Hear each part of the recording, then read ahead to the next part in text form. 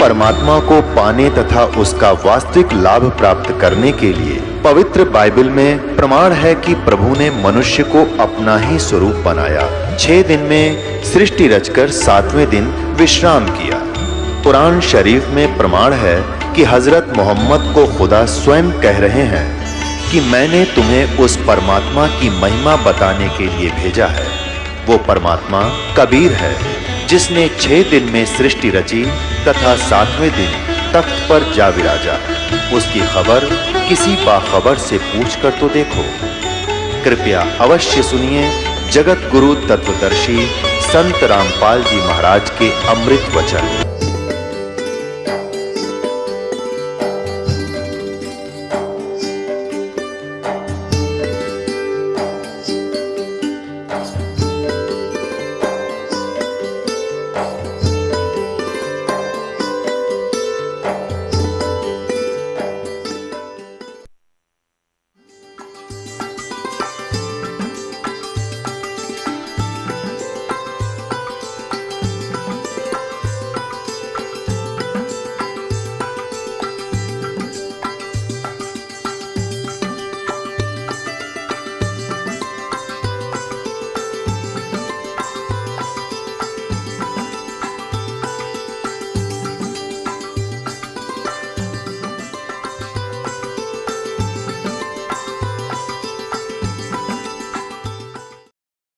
आपके हृदय में परमात्मा की भक्ति प्रवेश करने योग्य बनाया जा रहा, ताकि आप दृढ़ता से, और डर के भय बिन भक्ति नहीं होती, और भय ज्ञान से होता है। जैसे बच्चे को ज्ञान हुआ सर्प का, तो फिर वो डरने लगा, उससे जान बचा ली। ऐसे ही हम आपको ज्ञान करा रहे हैं। आपको ज्ञान हो जाएगा तो आप इन पापों से उल्टे हटोगे और आपका जान बचेगी। जान बचेगी मतलब आपका मोक्ष हो जाएगा। 84 लाख योनियों के कष्ट से आप बच जाओगे। सतगुरु के उपदेश का अब फिर विचार करो इसी बात पर। लाया एक विचार, जय सतगुरु मिलते नहीं, जाते नरक द्वार। नरक द्वार में दूत सब करते खेचा तान, उनसे कबू ना छूटते फिरते चारों खानी। 4 खानी में भ्रमते कबू न लगते पारे, सो फेरा सब मिट गया हमारे सतगुरु के उपकार। 7 समुद्र की मसी करूं, लेखनी करूं बन राय। धरती का कागज करूं, गुरु गुण लिखो न जाए।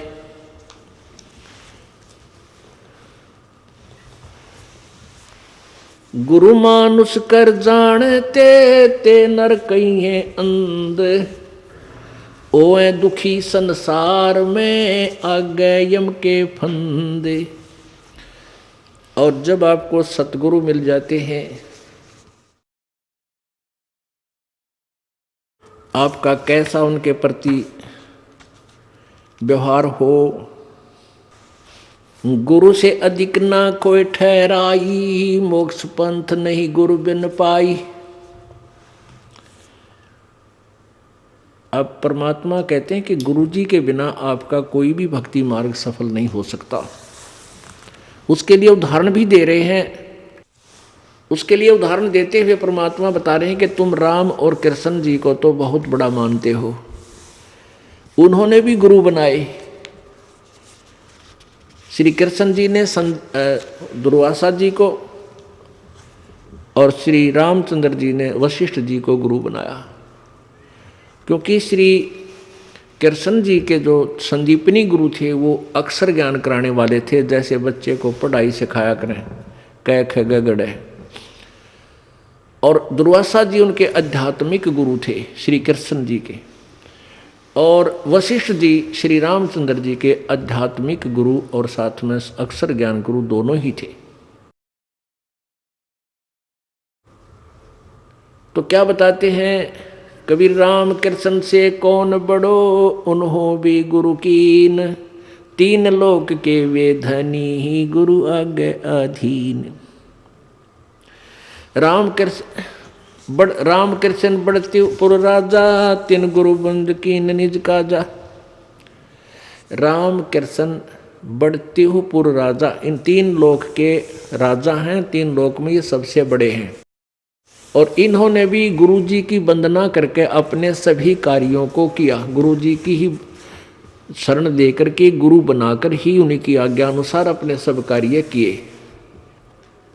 अब ये विचार कर लेना चाहिए, जब राम और कृष्ण जिनको हम भगवान मानते थे उन्होंने भी गुरु बनाकर यहाँ से पीछा छुटवाया, तो आप कौन से खेत की मूली हो के आप ना गुरु बनाओ और पार हो जाओगे?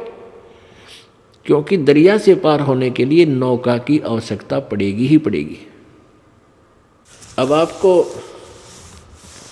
गुरु जी की महिमा बताई जा रही है। गुरु मानुष कर जानते ते नर कहिए अंध। अब आपको उदाहरण भी बताया था कि गुरु जी को भगवान मानकर ही हमने अपनी आध्यात्मिक क्रियाओं को करना पड़ेगा। क्योंकि आप जब गुरु जी के पास जाओगे तो आपके मन में ये होगा, यदि इनके स्थान पर भगवान होते आज तो आप कैसा व्यवहार करते? निष्कपट गदगद आत्मा और चेहरे की तरह इन्हें देखते रहते। तो ऐसे आप में विनम्रता आवेगी, आपका अंतःकरण नरम होगा, आपका दोष दूर होने लग जाएगा। यदि आप इस दास को अपने जैसा ही एक व्यक्ति समझोगे, भाई थोड़ी बहुत दो बात सीख रहा है, गुरुजी है नाम देता ले लेता हूँ, इससे लाभ नहीं होगा। लाभ होगा तभी जब आपके हृदय में असीम श्रद्धा होगी इस दास के प्रति, एज ए गॉड। दास गॉड नहीं है, दास भगवान नहीं है, लेकिन आपने सपोज करना पड़ेगा, आपने मानना पड़ेगा इस इक्वेशन को, इस प्रश्न को हल करने के लिए, जन्म और मृत्यु के इस प्रश्न से पीछा छुटवाने के लिए, हल को सोल्व करने के लिए, प्रॉब्लम को आपने मानना पड़ेगा। ये रूल है ईश्वर का। तो आप अपने हृदय से मानोगे, औपचारिकता नहीं, हृदय से करना पड़ेगा। उसके लिए क्या नियम बता रहे हैं प्रभु कबीर परमेश्वर जी? गुरु चरणन से ध्यान लगावे, अंत कपट गुरु से ना लावे। गुरु वचन निश्चय कर माने है, पूरे गुरु की सेवा ठाने। ओहो, गुरु वचन निश्चय कर माने, गुरु जी का वचन पर पूरा विश्वास रखे, जो वो कहें उसको अवश्य आज्ञा का पालन करे, और पूरे गुरु की सेवा यानी पूरे गुरु को बनावे, उसकी पूजा करे, उसके अनुसार साधना करे, अधूरों से नहीं। गुरु की शरणा लीजय भाई, तात जीव नरक नहीं जाई।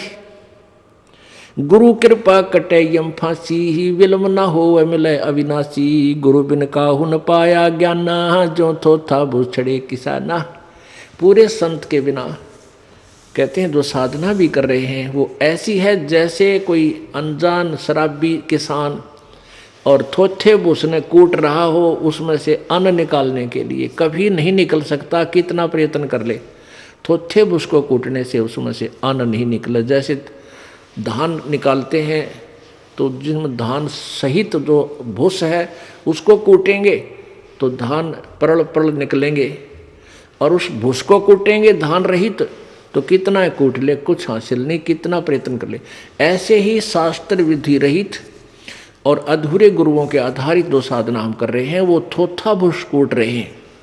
गुरु बिन काहू न पाया ज्ञाना, जो थोथा भूस छड़े किसाना। तीर्थ व्रत और सब पूजा, गुरु बिन दाता और न दूजा। 9 नाथ 84 सिद्धा, गुरु के चरण सेवे गोविंदा। गुरु बिन प्रेत जन्म सब पावे, वर्ष संसर गर्भ सुरहावे। गुरु बिन दान पुण्य जो करही, मिथ्या होव कदे ना फल ही। गुरु जी के बिना आप कोई भी दान पुण्य करते हो मिथ्या होगा, कभी नहीं फलेगा। गुरु बिन भरम न छूटे भाई, कोट उपाय करो चतुराई। गुरु के मिले कटे दुख पापा, जन्म जन्म के मिटे संतापा।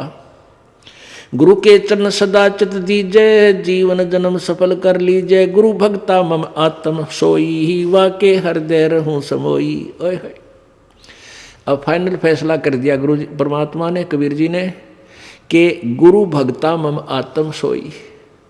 जो गुरु जी का सच्चा भक्त है, जैसी लगन गुरु जी में है, उसकी सच्ची श्रद्धा गुरु जी के ऊपर है, तो गुरु भक्ता मम आत्म सोई, वो मेरी आत्मा है, वो मुझे प्यारा लगता है। जो गुरु जी के साथ निष्कपट भाव से सच्चा भक्त है उसका।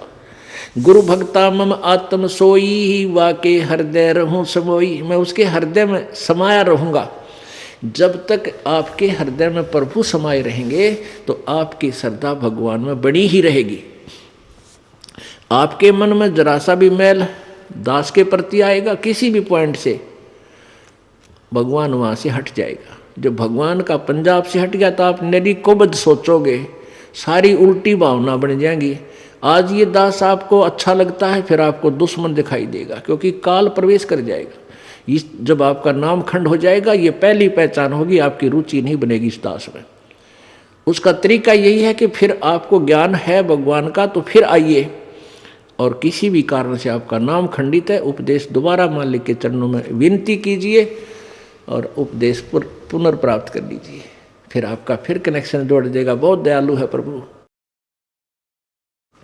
गुरु भक्ता मम आत्म सोई, वाके हृदय रहूं समोई। 68 तीर्थ भ्रम भ्रम आवे, सो फल गुरु के चरणा पावे। 68 तीर्थों में भ्रम भटक कर आवे, इससे अच्छा एक ही गुरु के चरणों में आने से आपको वो सभी लाभ,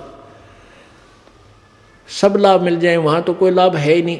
तीर्थों पर भ्रमण करते हैं, कोरे पाप कमावे, कोई पुण्य नहीं है। लेकिन हम भ्रमित कर दिए, वहाँ नहाने से ऐसा होगा, वहाँ नहाने से ऐसा होगा, तो परमात्मा उसी दृष्टिकोण से उदाहरण देकर आपको समझाते हैं। क्या बताते हैं? 10वां अंश गुरु को दीजिए, जीवन जन्म सफल कर लीजिए। 10वां अंश अपनी कमाई का, नेक कमाई का 10वां अंश दान में लगावा, गुरु जी को देवे, जीवन जन्म सफल कर लीजिए। 10वां अंश गुरु को दीजिए, जीवन जन्म सफल कर लीजिए। गुरु बिन होम यज्ञ नहीं कीजिए, गुरु की आज्ञा माए रहीजे। गुरु जी के बिना कोई भी आपका धार्मिक अनुष्ठान आपने नहीं करना है, और गुरु जी की आज्ञा में ही चलना है। अब कितनी गहरी वाणी बोली है प्रभु ने। गुरु सुरतुरु सुरधेनु समाना, पावे चरणन मुक्ति परवाना।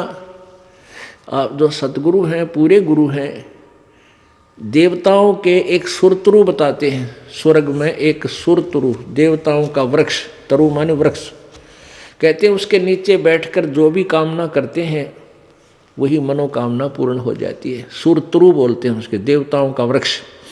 और एक सुरधेनु यानी देवताओं की गाय, उसके पास जाकर के जो भी याचना करते हैं उसी वही यानी आहार, उसको खाद्य पदार्थ बना बनाया तैयार मिल जाता है। तो कहते हैं गुरु जी, सतगुरु जो होते हैं वो सुरतुरु भी है और सुरधेनु भी है। गुरु सुरतुरु सुरधेनु समाना, पावे चरण मुक्ति परवाना। तन मन धन अर्प गुरु सेवे, हो गलतान उपदेश ही लेवे। तन मन धन अर्पण करके और गुरु जी की यानी शरण ग्रहण करे, उपदेश ले। तन मन धन अर्प गुरु सेवा। तन मन धन कैसे अर्पण करना है? पुण्यात्माओं, अपने हृदय में इस बात का एक गांठ लगा ले, यानी सच्चे दिल से अपना विश्वास कर ले कि ना तो ये शरीर तेरा और ना वो संपत्ति और परिवार तेरा, बिल्कुल नहीं है। ये मन में धारणा हो जाए कि न तो मेरा परिवार है, न मेरा शरीर है, न ही मेरी ये संपत्ति है, ये सब प्रभु की है और इसका सदुपयोग करूं। संपत्ति का 10वां अंश गुरु को दीजिए, ये धन अर्पण कर दिया आपने। और अपने बच्चों को, परिवार को भी मालिक के चरणों में लगा दे, ताकि उनका भगवान रखवाला हो जाए और आप भी समर्पण रहे प्रभु में। तन मन धन अर्प गुरु सेवे, हो गलतान उपदेश ही लेवे। सतगुरु की गति हृदय धारे और सकल बकवाद निवारे। गुरु जी ने जो मार्गदर्शन कर दिया केवल वही साधना उसी नियम में रहे, बाकी सब बकवादों को छोड़ दे। गुरु के सम्मुख वचन ना कहे सो ससरनी गैणी सुख ले। गुरु के सामने अपनी नहीं चलावे तगड़मबाजी, क्योंकि आपको वो ज्ञान नहीं हो सकता जो इस दास पर कृपा मालिक ने कर रखी है। और इस दास की आज्ञा और जो भी फाइनल फैसला करे वो फाइनल हो आपके लिए। आपका पुराना ज्ञान चाहे कितना आपने अच्छा लगता है उसको रिजेक्ट कर दे, छोड़ दे। जिन बातों से गुरु दुख पावे उन बातों को दूर भगावे, उनको फेंक दे, चाहे कितना अच्छा लगता छोड़ दे उन सब चीज़ों को। अब जैसे शुगर के मरीज को अब मीठा तो अच्छा लग गया उसने, और डॉक्टर कहे भाई शुगर तो मरीज ये मीठा नहीं खाएगा, ना मिठाई ना चीनी, और वो फिर भी डॉक्टर की आज्ञा का पालन नहीं करता तो मरेगा फिर, और क्या इलाज है। तो चीनी मीठी तो लग रही है, इसमें कोई शक नहीं, मीठी भी है, लेकिन उसके लिए विष है। तो ऐसे ही भक्ति मार्ग में गुरु जी की आज्ञा का पालन ना करना विष के तुल्य आपकी भक्ति को नष्ट कर देता है। गुरु के सम्मुख वचन ना कहे सो ससरनी गैणी सुख ले। गुरु जी के सामने एंड बैंड नहीं बोला, क्योंकि गुरु जी के सामने जैसे भगवान के पास जाना होता है ऐसे ही दृष्टिकोण से आना चाहिए। अपनी फरियाद करे, जो भी आदेश हो सिरोधार्य करे और चल पड़े, चाहे मन कुछ भी सोचता रहे, क्योंकि परमात्मा अंतर्यामी है, आपके सब दुखों से परिचित है, और वो आपके जितनी श्रद्धा आपकी होगी उतना ही निवारण आपको साथ साथ रिजल्ट देते रहेंगे। तो आपने समर्पण और श्रद्धा बढ़ानी है, उसके बढ़ाने के लिए आपको यहाँ बुलाया जाता है, भक्ति कराई जाती है, दान पुण्य करवाया जाता है, सेवा करवाई जाती है, ताकि आपकी श्रद्धा जितनी बढ़ेगी उतना ही प्रभु आपके संकटों का निवारण समांतर करता रहेगा। अब जैसे आप यहाँ आए और आते ही आपको ठीक कर दिया, आप ना हो भूल गए भी यहाँ, क्योंकि हमने देखे झाड़े लवानी है, झाड़े लवाए लाया, हो गया, आराम हो गया, बस ये क्या वहाँ जाना नहीं भूल कर फिर। तो यहाँ आते भी आपको सुख दिया जा सकता है, लेकिन ये परमात्मा चाहते हैं कि ये बच्चा आते कुछ तो राहत अवश्य देगा, ताकि आपका विश्वास बने। और आप पर आज कलयुग में आगे हो इतने पाप है गिनती नहीं, एक सुख थोड़ा बहुत मालिक अपनी तरफ से अवश्य देता आपको। फिर 100 संकट और हैं अभी तो आपके ऊपर बैलेंस, वो भी निवारण करवाने हैं, तो फिर आपको बुलाया जाता है कि आप महीने में एक बार अवश्य आइए। आपको बुलाने का क्या तात्पर्य है कि यहाँ आने से आपको बहुत पुण्य मिलता है, आपको बहुत भक्ति लाभ होता है। आप बच्चे हो, आपको मालूम नहीं, ये दास डॉक्टर है जो भी आपको कैसे कैसे आपके अंदर शक्ति प्रवेश करवानी है, प्रभु की पुण्य कैसे प्रवेश करवाने हैं, फिर ये ज्ञान आपके हृदय में पहुंचाना है। और जिस दिन आपकी श्रद्धा पूरी हो जाएगी, आप सपने में भी दुखी नहीं होगे, ये सत्कर मान लेना। क्योंकि पाप जब बढ़ जाते हैं, जन्म में भी दुखी, सोए फिर भी दुखी, क्यों सपने भी बुंडे बुंडे आवे। और जब आप भक्ति करोगे, ढंग से लग जाओगे, आप वैसे भी सुखी, और स्वप्न में भी परमात्मा की भक्ति है, आरती करते होगे, कभी मंत्र कर रहे होगे, कभी मेरे गुरुदेव भगवान ये गा रहे होगे, स्वप्न में भी सुखी, यानी भक्ति स्वप्न में भी हो रही होगी। गुरु से शेष करे चतुराई, सेवाहीन नरक में जाई। ओहो, जो गुरु जी के सामने चतुरता करता है, छल कपट करता है, उसकी जो सेवा है यानी वो पूजा समाप्त हो जाती है, धन भक्ति का, और कहते हो वो नरक में जाई, नरक में डाल दिया जाता है। शेष होए सर्वस्व नहीं वारे, हिये कपट मुख प्रीत उचारे। शेष होके और समर्पण नहीं किया तो क्या का काय का भगत वो, और हिये कपट मुख प्रीत उचारे। अंदर तो दोष है, ऊपर तो मीठा बोला है, ये भगवान को पसंद नहीं। सो जीव कैसे लोक सिधाई, बिन गुरु मिले मोहे ना पाई। गुरु से कपट करे चतुराई, सोहन सा भव भर में आई। गुरु से कपट शेष जो राखे, यमराज जाके मुगदर चाखे। गुरु जो जन गुरु की निंदा करही, शुक्र सवान गर्भ में पढ़ही। गुरु की निंदा सुने जो काना, ताको निश्चय नरक निदाना। अपने मुख निंदा जो करही, परिवार सहित नरक में पड़ही। अपने आप क्या बताते हैं परमात्मा के अपने गुरुजी की निंदा यदि कोई कर रहा है तो भी आपने सुननी नहीं चाहिए। यदि गुरु की निंदा सुने जो काना, ताको निश्चय नरक निदाना।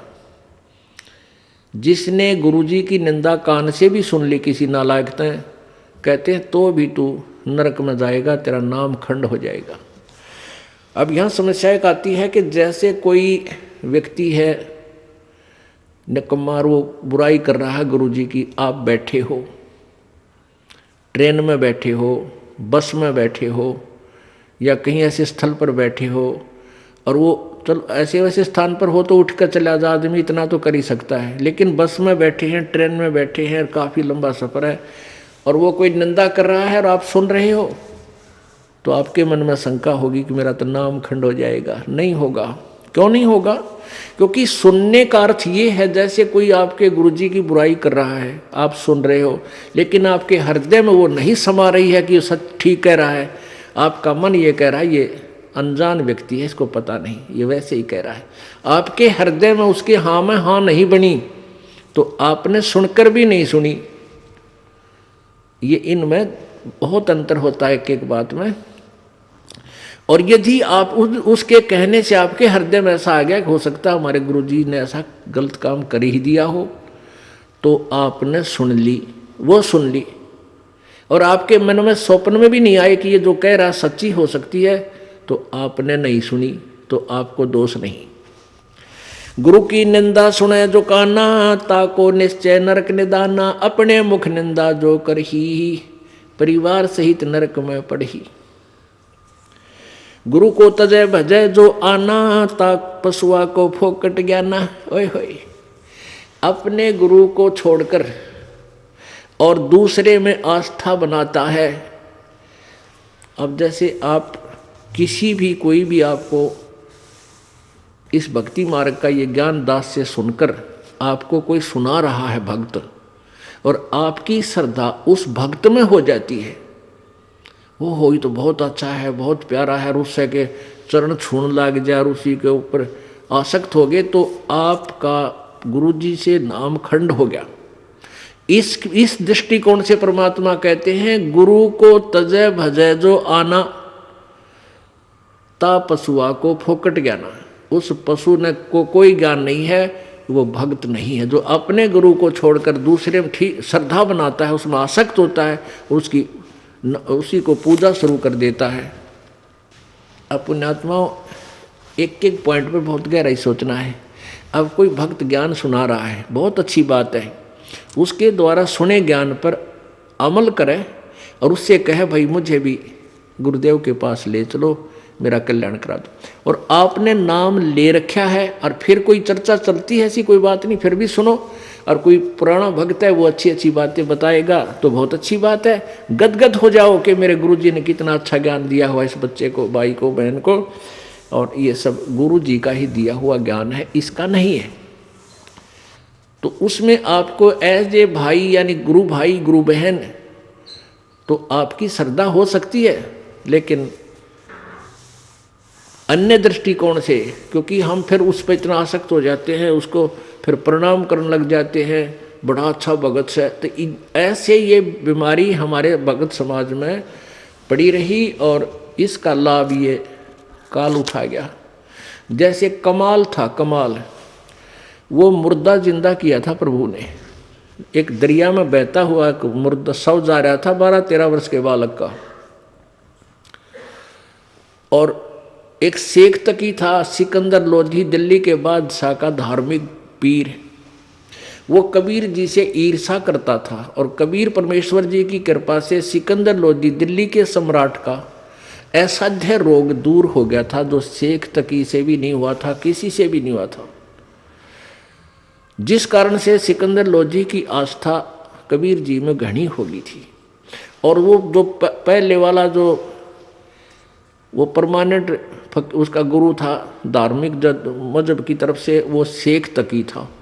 तो तो उस शेख तकी ने जब देखा कि कबीर जी में, मेरे सम्राट की, मेरे शिष्य की कबीर जी में ज़्यादा श्रद्धा होगी है, तो ईर्ष्या करने लग गया कबीर जी से। उसको नीचा दिखाने की चेष्टा में उसने कहा कि राजा, या तो तू बाज आ जा, और नहीं तो मैं, तो एक काफिर को गुरु बना लिया तूने, एक हिंदू को गुरु बना लिया, मैं तेरी पूरे मुसलमान समाज में तेरे बारे में बताऊंगा और सबको तेरे विरोधी कर दूंगा। अब राजा चिंतित हो गया, कहीं तेरे राज को खतरा ना हो जाए। तो परमात्मा के सामने उसने अपनी प्रार्थना रखी। कबीर जी ने कहा भी ठीक है।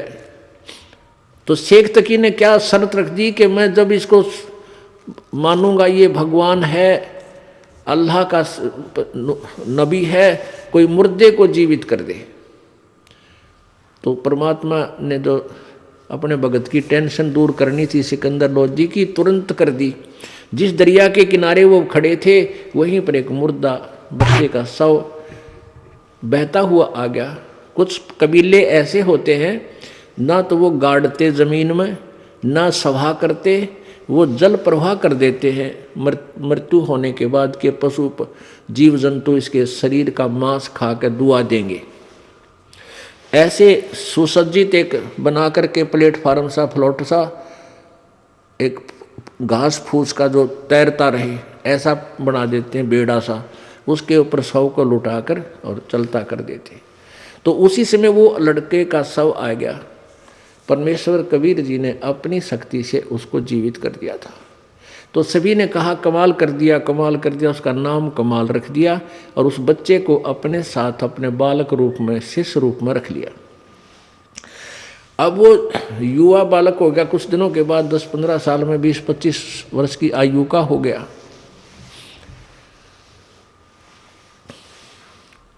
तो वो परमात्मा से ज्ञान सुनकर, कबीर जी का ज्ञान सुनकर वो भी ज्ञान औरों को सुनाने लग गया। जैसे बताते हैं भक्त, आप भी बताते हो और भी बताते हैं। अब जवान लड़का था, अच्छी आवाज़ थी, बढ़िया गला था, परमात्मा की वाणी गा गा के इतने सुरीले ढंग से सुनावे। तो जो परमात्मा कबीर जी के शिष्य थे वो 64 लाख, उनमें से बहुत सारे कमाल जी के ऊपर आसक्त हो गए। ओहो कमाल, तो भाई कमाल है, तेरा नाम भी कमाल, तेरा काम भी कमाल, और भाई तो गुरु जी से भी बढ़कर हो गया। ओहो आप तो गुरु जी से भी अच्छी जो है ना ज्ञान सुनाते हो। अब इस बात से वो कमाल फूल गया, वो यानी उसमें अभिमान छा गया। और कबीर जी परमात्मा उसको बार बार धिक्कारते थे, उसको धमकाते थे कि निकम्मे तू अपना कर्म बना ले और प्रभु मत बनाए। लेकिन ये प्रभुता की भूख इतनी बुरी होती है, जीव नरक जाना स्वीकार कर लेगा, प्रभुता छूटे नहीं। कहते हैं राज तजना सहज है, सहज त्रिया का नेह, और मान बढ़ाई ईर्षा दुर्लभ तजनाई। और जब तक ये नहीं तजे जाएंगे इतना भगवान नहीं मिले। तो हम निकले भगवान के लिए, हमें पता है मनुष्य जीवन मिला भगवान प्राप्ति के लिए, और फिर उसमें कोई वस्तु बाधा उसने फेंक दे तुरंत तोड़ के, उसको एक तरफ फेंके तो भगवान मिला। लेकिन उस कमाल ने परमात्मा के आदेश का पालन किया नहीं, तो प्रभु ने उसको धमका दिया। वो वहाँ से निकल कर परमात्मा से रुष्ट होकर, अक्षुब्ध होकर, खिन्न होकर के वहाँ से निकल गया और जाके कहीं दूर देश स्थान पर रहने लगा, जहाँ के वो नालायक भक्त गुरुजी के शिष्य उसको चाहते थे, वहीं चला गया, वहाँ रहने लग गया। अब वहाँ रहा, उसने एक छोटा सा आश्रम बना लिया। अब पुण्यात्मा, समर्थ जो कार्य करता है कोई जीव नहीं कर सकता। जैसा कल उदाहरण दिया था कि जैसे वायु बहुत लंबी चौड़ी है, बहुत ज़्यादा अथाह है, और उसमें से एक टायर में पंप से हवा भर भी ली, वो टायर ट्यूब में टायर में डालकर ट्रक में डाल दिया, ठीक है वो काफ़ी सहयोगी होगी वह हवा उसको, लेकिन वो तो सीमित है। ऐसे ही किसी भक्त ने उस कमाल ने परमात्मा की कुछ दिन सेवा करके, दोनों नाम दिया, उसकी भक्ति करके कुछ शक्ति अवश्य होगी थी, लेकिन वो जीव ही था। और वो अनजान भक्त जो परमात्मा के शिष्य थे कबीर जी के, उस पर आसक्त हो गए। तो यहाँ बताते हैं, गुरु को तजय भजय जो आना, ता पशुआ को फोकट ज्ञाना। जब कबीर खुद मालिक बैठे और उस वो कमाल के टिंडे देगा उन्हें, कमाल की बात। यहीं से हम गिरते, सतर गिरता गिरता यहाँ आ लिए। हम सतलोक में इसी तरह गिरे थे। हम अपने भगवान को छोड़कर, परमेश्वर कबीर जी सत्य पुरुष को, और ये ज्योति निरंजन काल वहाँ तपस्या कर रहा था एक टांग पर खड़ा होकर। हमने अपने भगवान से हृदय हटा के इसमें लगा लिया, और इसका फल यो मिला। गधे कुत्ते सूअर 84 लाख योनियों में कितना कष्ट उठा रहे हम, और फिर दोहरा रहे हैं, क्योंकि ज्ञान नहीं हमने। तो उसने क्या किया, कमाल ने वहाँ रहने लगा। अब जो भक्त परमात्मा के पास आते थे उनको सुख होया करता खूब। अब वो चेले बन गए कमाल के। अब 5-4 वर्ष तो उनके काम ठीक चले, क्योंकि जो हैंडपंप से पानी उन्होंने ले लिया था वो जब तक चला, उनकी पुण्य कमाई, तब तक तो वो दुखी हुए नहीं। फिर कोई काम उनका होने लगा नहीं, तो धीरे धीरे वो कमाल से भी हट गए। अब कमाल ने 5-4 और चेले रख रखे, अपने आश्रम में रख रहे। तो वो कहने लगे, गुरुजी यहाँ भगत तो आने ही बंद हो गए। तो उन्होंने कहा, भाई यूँ करे कि गुरुजी का जन्मदिन मनावांगे कल, जेठ की पूर्णमासी आ गई, सब न कह दे भाई, कल जेठ उतरते की पूर्णमासी है और गुरुजी का प्रगट दिवस बनाएंगे, और खीर खार बनावांगे, भंडारा करेंगे, सभी गांव वालों दूध लाइयो, दूध पहुंचाना। अब पहले कोई समागम करता था तो गांव वाले खुश होकर दूध ले जाते थे और ठोक देते थे ड्राम के ड्राम। अब किसी का लाभ होया नहीं, सारे की बयान बैठी होगी, दूध रहा ना ढंगता, तो सब कपटी हो गए। अब सब ने सोचा भी बखत से दूध डालावांगे, और ना डाल कावांगे तो यू नाराज हो जाएगा, कदे शराब स्वरूप ना दे दे कमाल। और प्रत्येक के मन में, क्योंकि परमात्मा कबीर जी खेल खेलते हैं। अब वो जो भगत थे गांव वाले, जो 50, 60, 100 जितने भी थे, उन्होंने सबके मन में के दुर्भावना आ गई कि बखत तो उठ कर सबसे पहले मुँह अंधेरे जाऊंगा और दूध की जगह पानी का लोटा डालूंगा, किसने बेरा पट्टा है। अब सुबह सुबह लाग गई लाइन, महाराज जी सत साहेब, कहाँ भाई सत साहेब, आज दूध लाए हैं, डाल दो भाई वहाँ ड्राम में, जो पहले कराया करते। अब कपड़ा उठावें और पानी तरड़ा डालें। गुरु जी ने, महाराज जी ने पता लग जाएगा, हाँ डाल रहा है कुछ, दूध डाल गया। एक आधे भगवान ने उसमें दो चार दूध भी डाल दिया होगा। कमाल बोला, भाई आता दूध बहुत आ गया, और बच्चों खीर बना लो। अब वो लग गए खीर बनाने, वो ड्राम पानी का भरा, थोड़ा बहुत दूध उसमें कितना गिर गया को भगवान। तो कहने लगे, गुरुजी तो सारा पानी का फुल भरा है। कमाल बोला, झूठ बोलो, देखा जाएगा सारा पानी का भरा, किसकी खीर बनी थी। इतना शर्मिंदा हो गया, रात्रि में उस आश्रम ने छोड़ कर पता नहीं कित मरिया जाके छोड़ चल गया। तो इस प्रकार परमात्मा कहते हैं, अब आप भी मरिया और उन शिष्यों, उन पुण्यात्माओं को ले डूबा, नकमी आत्मा जो परमात्मा से जुड़ी थी। गुरु को तजय भजय जो आना, ता पशुआ को फोकट ज्ञाना। गुरु से बैर करे शिष जोई, भजन नास और बहुत बिगोई। पीढ़ी सहित नरक में परही, गुरु आज्ञा शिष लोप जो करही। चेला अथवा उपासक होई, गुरु सुमुख ले झूठ संजोई। निश्चय नरक पड़े से सोई, वेद पुराण भाकत सब कोई। सम्मुख गुरु की आज्ञा धारे, और पीछे ते सकल निवारे। एक सामने आकर के तो हाँ जी हाँ जी हाँ जी, और पीछे ते छोड़ देने कि जरा फिर देखेंगे।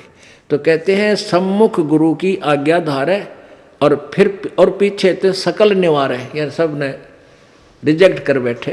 ऐसे नकली शिष्यों का उद्धार नहीं होता।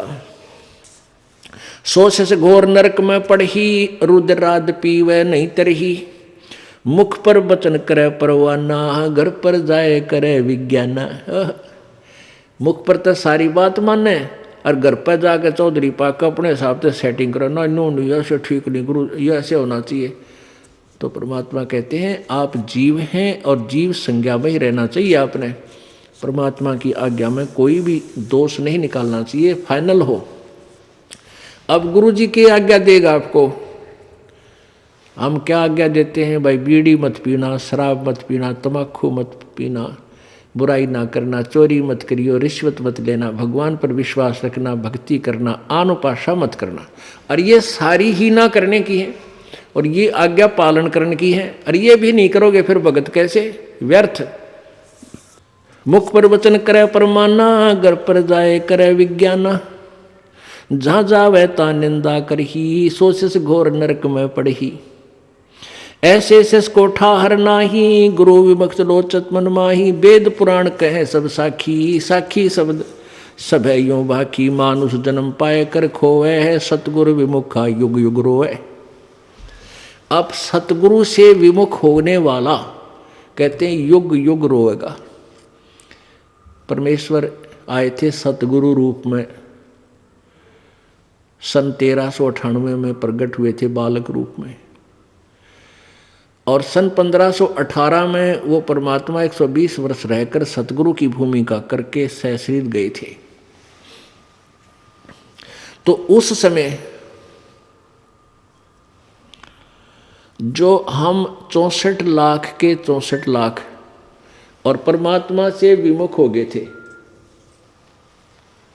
हम सतगुरु से विमुख हो गए थे और उनके विमुख हुए हुए प्राणी युग युग रो रहे हैं। आज तक हम भटक रहे हैं, भरम रहे हैं, क्योंकि हमने परमात्मा को परमात्मा नहीं माना। क्यों नहीं माना? क्योंकि हम अशिक्षित थे। अशिक्षित होने के कारण हम उन गुरुओं की जो संस्कृत भाषा जानते थे, वेद पुराणों को पढ़ते थे, उन्हीं को हम विद्वान मानते थे।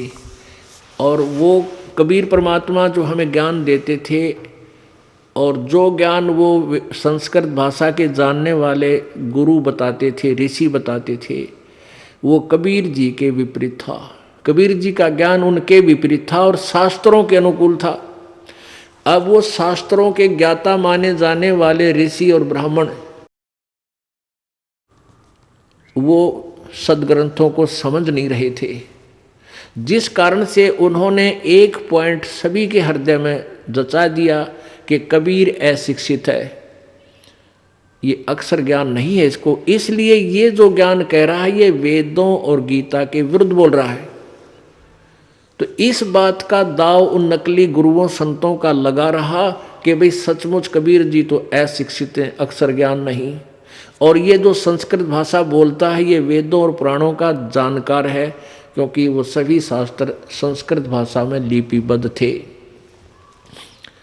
जिस कारण से हम अपने भगवान को भगवान नहीं मान सके, क्योंकि हम वेदों और गीता को नहीं समझ सके। आज वेदों और गीता जी ने सिद्ध कर दिया कि कबीर भगवान है, और जिनको हम भगवान मानते थे वो नासवान है। अब आगे क्या बताते हैं? गुरुजी के सामने किस प्रकार अधीन रहे। गरीबदास जी परमात्मा भी कहते हैं, गरीबदास जी भी कहते हैं अपने भगवान कबीर जी की के द्वारा प्राप्त ज्ञान को, गुरुद्रोही की पैड़ पर जय पग आवे बीर, 84 निश्चय पड़े है सतगुरु कहें कबीर। जो गुरु जी का विरोधी हो जाता है, गुरुद्रोही बन जाता है, जो नाम त्याग जाता है, फिर अपने ढंग से बकवाद करता है, गुरु जी की निंदा करता है, वो गुरुद्रोही कहलाता है। और उसका फिर आपने संग नहीं करना, उसके साथ बात भी नहीं करनी चाहिए। तो उसके विषय में बताते हैं, गुरुद्रोही की पैड़ पे जय पग आवे बीर, यानी उसके कदम में कदम नहीं मिलावे, पैड़ पे पैड़ रखना, उसका सहयोग संग नहीं करे, उसकी बातों की हाँ में हाँ नहीं मिलावे। तो कहते हैं गुरुद्रोही की पैड़ पे जय पग आवे बीर, 84 निश्चय पड़े सतगुरु कहें कबीर। अब कहते हैं दो कर जोड़ गुरु के आगे, करबो विनती चरना लागे, अति शीतल बोले सब बहना, मिटे सकल कपट के बहना। हे गुरु तुम हो दीन दयाला, मैं हूँ दीन करो प्रतिपाला, बंदी छोड़ मैं अति अनाथा, बहु जल बूढ़त पकड़ो हाथा। अब कहते हैं गुरु जी के सामने ऐसे भी नम्र हो बातें करे। दो कर जोड़ गुरु के आगे, करे बहु बिनती चरना लागे, अति शीतल बोले सब बहना, मिटे सकल कपट के बहना। और कैसी याचना करे, हे गुरु तुम हो दीन दयाला, मैं हूं दीन करो प्रतिपाला, बंदी छोड़ मैं अति अनाथा, भवजल बूढ़त पकड़ो हाथा। दीजो उपदेश गुप्त मंत्र सुनावो, जन्म मरण भव दुख छुड़वाओ। जैसे आपको प्रथम मंत्र दिया जाता है, उसके बाद आपको सतनाम दिया जाता है, और फिर एक गुप्त मंत्र है सार नाम। उसके विषय में परमात्मा कह रहे हैं कि ऐसे आपने अधीन होना है अपने सार नाम प्राप्त प्राणी को प्राप्त करने के लिए प्राणी को। बंदी छोड़ मैं अति अनाथा, भवजल बूढ़त पकड़ो हाथा। दीजे उपदेश गुप्त मंत्र सुनावो, जन्म मरण भव दुख छुड़वाओ। यो आदीन होवै शिष जब ही, शिष पर कृपा करे गुरु तब ही।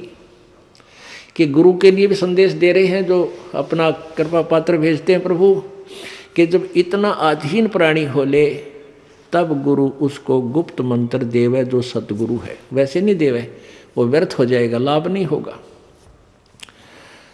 कैसे नहीं होगा? जैसे एक समुद्र में सीप होती है, सीप, और उस सीप में एक प्राणी होता है, जैसे आपने शंख देखे होंगे, शंखले से इस टाइप का ये जीव का ऊपर कवर होता है। तो उसमें एक सीप में एक जीव एक सीप होती है, जीव ही होता है वो, उसका कवर ऐसा होता है, उसका शरीर जैसा शंख का आपने देखा होगा, ऐसा उसका शरीर होता है। और वो सीप समुद्र में ही रहती है, जल से बाहर नहीं जाती। और उसको जब प्यास लगती है वो जल के ऊपर आ जाती है समुद्र के, और आसमान से जब वर्षा हो रही हो, रजा हो प्रभु की, उस समय आसमान से वर्षा हो तो उस वर्षा के जल को वो मुख में ग्रहण कर लेती है, और उस आसमान से गिरे हुए जल से को प्राप्त करके मुंह बंद कर लेती है। फिर उसमें मोती बनता है, अन्यथा मोती नहीं बने। अब जब वो सीप का मुंह बंद हो और वो जमीन समुद्र के ऊपर तैर रही हो, जब कहते हैं सारा सामान बरस जा, मोती नहीं बन सकता। तो क्या कहते हैं परमात्मा कि जब आप में इतनी तड़प होगी तो आपके अंतःकरण रूपी सीप का मुंह खुल गया, और उस खुले मुंह में जब वो गुप्त मंत्र डाला जाएगा तो आप फिर वो उसमें मोक्ष रूपी मोती बन पाओगा। अन्यथा अगर आपका अंतःकरण का मुंह नहीं खुला, चाहे कितनी बार वो मंत्र दे दें, आपका कति काम नहीं आएगा। तो यहाँ क्या कहते हैं, यो आदीन हो ऐसे जब ही, शेष पर कृपा करे गुरु तब ही। गुरु से शेष जब दीक्षा मांगे है, मन कर्म वचन धरे धन आगे। गुरु से जब शेष दीक्षा मांगे और मन कर्म वचन धरे धन आगे। मन कर्म वचन से तो आपकी सच्ची लगन हो, और धरे धन आगे, यानी जितनी भी आपकी दीक्षा योग्य तो आप चाहते हो पूजा 10 2 4 10 रुपये वो अवश्य उसमें दे। कहने का भाव ये है, ऐसी प्रीत देखे गुरु जब ही, गुप्त मंत्र कहे गुरु तब ही। भक्ति मुक्ति को पंथ बतावे है, बुरो होण को पंथ छुड़ावे। ऐसे ऐसे उपदेश ही पाई, होए दिव्य दृष्टि पुरुष पै जाई। इस भाव से जो गुरु से दीक्षा लेगा, मंत्र प्राप्त करेगा, तो फिर उस पुण्यात्मा की दिव्य दृष्टि प्राप्त होगी और परमात्मा के पास पहुंच जाएगा। गंगा यमुना बद्री समेते, जगन्नाथ धाम हैं जेते, भर में फल प्राप्त हो न जेतो, गुरु सेवा में फल पावे ते तो।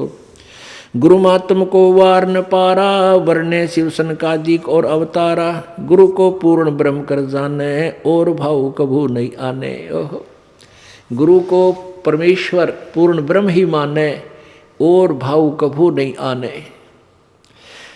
जिन बातन से गुरु दुख पावे, तिन बातों को दूर बहावे, अष्ट अंग से दंडवत प्रणामा, संध्या प्राप्त करे निष्कामा। आठों अंग से दंडवत प्रणाम करे, लंबा लौट के, निष्कामा, बगैर किसी मनोकामना के, केवल अपना शिष्य का कर्तव्य जान करे। तीर्थ व्रत सब करे आवे, गुरु चरणों फल तुरंत ही पावे, चरणामृत कदाचित पावे, 84 कटे लोग सिधावे। कोटिक जब तब करे करावे, वेद पुराण सभे मिल गावे, गुरु पद रज मस्तक पर देवे, सो फल तत्काल ही लेवे। अब क्या बताते हैं, कोटिक जब तब करे करावे, चाहे जप कर ले किसी भी मंत्र का, गुरु जी बगैर पूरे संत से लिए हुए, और वेद पुराण सभे मिल गावे, यानी सभी यही बताते हैं, गुरु पद रज मस्तक पर देवे, सो फल तत्काल ही लेवे। अब गुरु जी के पास आगे हैं तो रज मस्तक पर आप लागी, यानी गुरु जी का आशीर्वाद प्राप्त हुआ, उपदेश मिल गया, फिर भक्ति करे तो सब फल इसी भक्ति और नाम में आपको मिलेंगे। परमात्मा कहते सुमन से भला होगा, ना तो भला ना हो, यानी गुरु जी से उपदेश ले, फिर भक्ति करे, सुमन करे। आगे क्या बताते हैं, सोए गुरु सत जो सार चिनावे, यम बंधन से जीव मुक्तावे। अब गुरु भी वही है जो सार नाम देवे।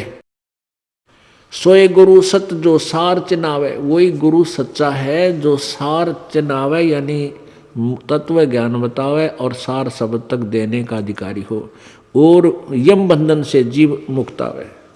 गुरुपद सेवै बिरला कोई, जा पर कृपा साहिब की होई।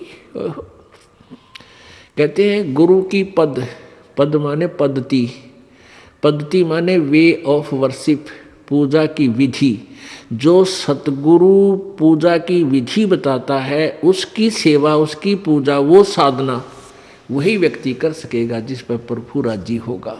और प्रभु किस पर राजी होगा, मम भक्ता मत मम आत्म सोई, वाके हृदय रहूं समोई। अब परमात्मा किस पर प्रसन्न रहेगा कि गुरु भक्ता मम आत्म सोई, गुरु का भक्त वो मेरी आत्मा है, और उसके हृदय में मैं वहाँ विद्यमान रहूँगा। परमात्मा अच्छे, परमात्मा की शक्ति से वहाँ हमारे अंदर प्रवेश रहेगी।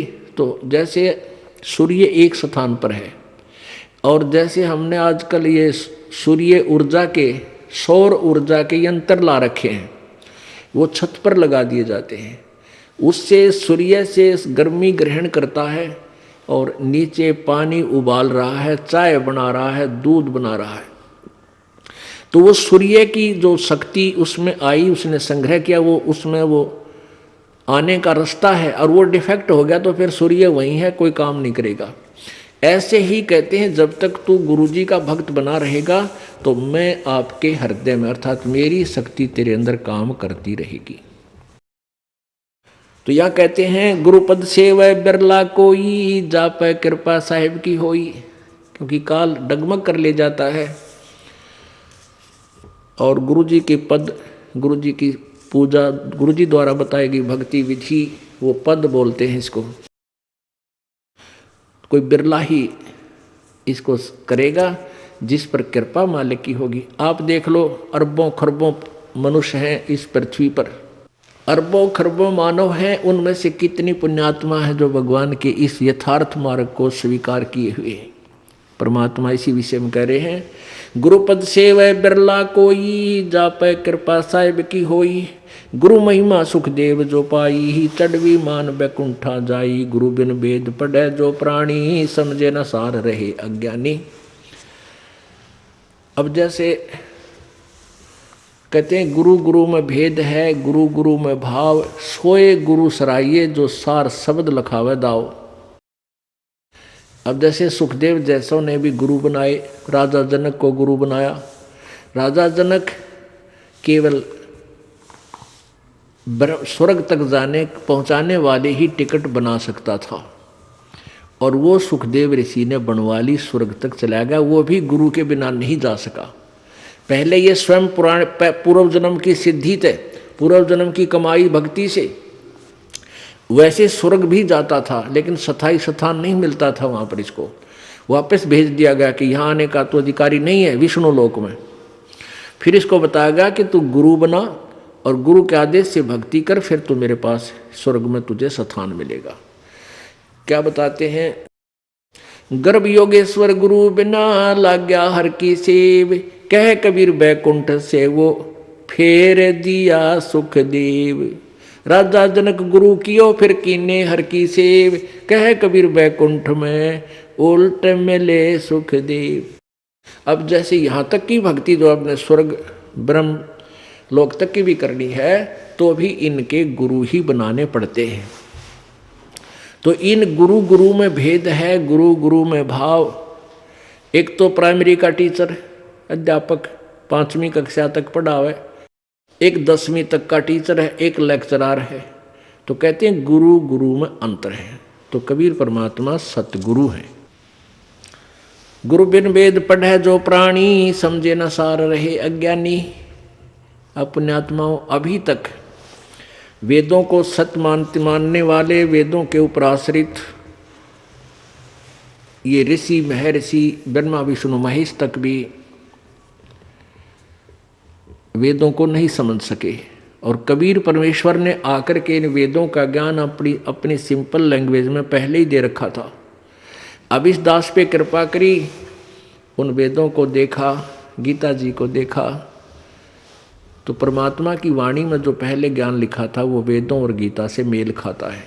और उसके विपरीत जो अन्य ऋषि महर्षि वेदों के आधार पर जो अपने अनुभव की पुस्तकें लिखे हुए हैं, उन्होंने ज्ञान बताया है, वो सारा वेदों के विपरीत है। तो इस विषय में परमात्मा आप ही बता रहे हैं कि गुरु बिन वेद पढ़े जो प्राणी, और समझे ना सार रहे अज्ञानी। पुणात्माओं, आज का सत्संग कहाँ से प्रारंभ हुआ था? सतगुरु गुरु गुरु गोविंद दोनों खड़े, किसके लागू पाए, बलिहारी गुरु अपना, जिन गोविंद दियो मिलाए। फिर परमात्मा कहते हैं जय इब कै सतगुरु मिले। इतना ज्ञान समझ में आने के बाद प्राणी को प्रेरणा हो जाती है, जय इब कै सतगुरु मिले, सब दुख आँखों रोए, चरणों ऊपर शीस धरूं, कहूँ जो कैडी होए। कबीर गुरु जी मिलेंगे, कबीर साईं मिलेंगे, पूछेंगे कुशलात, आद अंत की सब कहूँ, अपने दिल की बात। अब गुरु जी के सामने आप जाते हो, आपके हृदय में जैसी भी भावना, जो प्रेरणा होती है, वो अंतर्यामी परमात्मा यानी प्रभु सब समझ जाता है। परमात्मा ने ये एक कंप्यूटर रखा हुआ अपना शुद्ध करके, और उस परमात्मा के पास इसके माध्यम से सब आपकी भावनाएं ऑटोमेटिक चली जाती हैं। जो तुम सोचकर आते हो, जो आप प्रेरणा ले रहे हो, क्योंकि वहीं से सिमरण करने लगते हो, लाइन में लगते ही ऐसे कहूँगा ऐसे कहूँगा, और वहाँ आकर आप कुछ कह पाते हो, कुछ नहीं कह पाते हो। लेकिन उसके कंप्यूटर में आपकी वो सारी जा चुकी है इस दास के माध्यम से। तो इस प्रकार परमात्मा कहते हैं कि तुम जाकर के गुरु के चरणों में शीश रखते हो, आपकी आत्मा गदगद हो जाती है।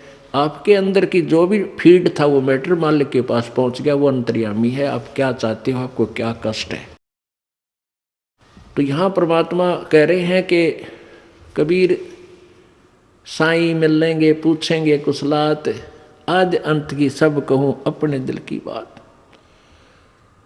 तो आपने मुख्य तौर पर क्या कहना है कि गुरुजी तुम ना भूलियो, चाहे लाख लोग मिल जाए। ये परमात्मा हमसे दृष्टि मत हटाना, चाहे आपके लाखों से सो जाए। आपको तो हमारे जैसे बहुत मिल जाएंगे शिष्य, लेकिन आप जैसे सतगुरु हमको नहीं मिल सकते। गुरुजी तुम ना भूलियो, चाहे लाख लोग मिल जाए, हमसे तुमको बहुत है पर तुमसे हमको नहीं। बोलो सतगुरुदेव। परमपिता परमात्मा सारी सृष्टि के रचनहार कुल मालिक कबीर देव कबीर साहब, कबीर अग्नि कबीर अमितोजा,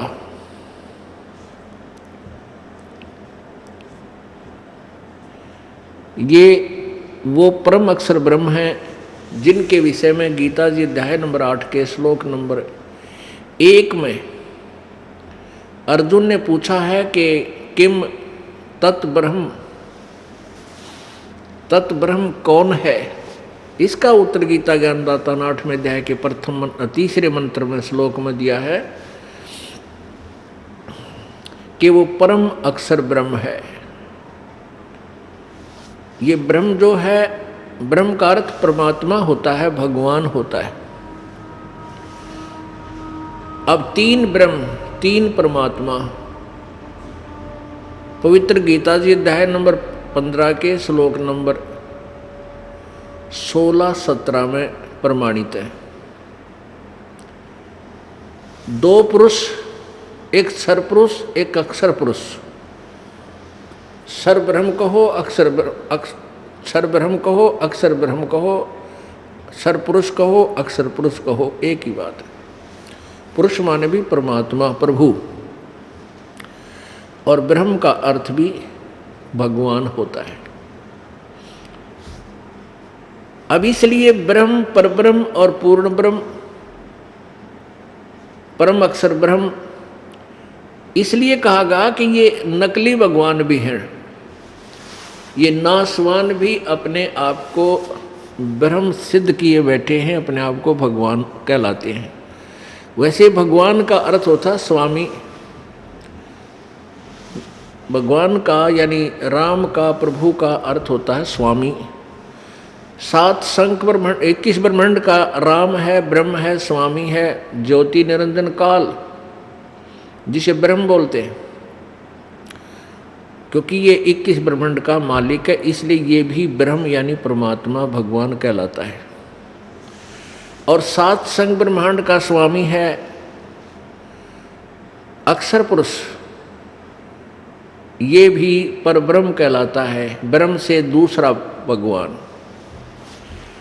और असंख्य ब्रह्मांड का जो स्वामी है, overall controller, overall almighty, overall controller, वो परम अक्षर ब्रह्म है। इस प्रकार ये 3 परमात्मा है। तो परम अक्षर ब्रह्म जो कुल मालिक है वो कबीर देव है। ये वही परमात्मा है जो बनारस में एक जुलाहे की भूमिका और एक कवि की भूमिका, एक तत्वदर्शी संत की भूमिका करके अपना कार्य संपन्न करके सशरीर चले गए थे।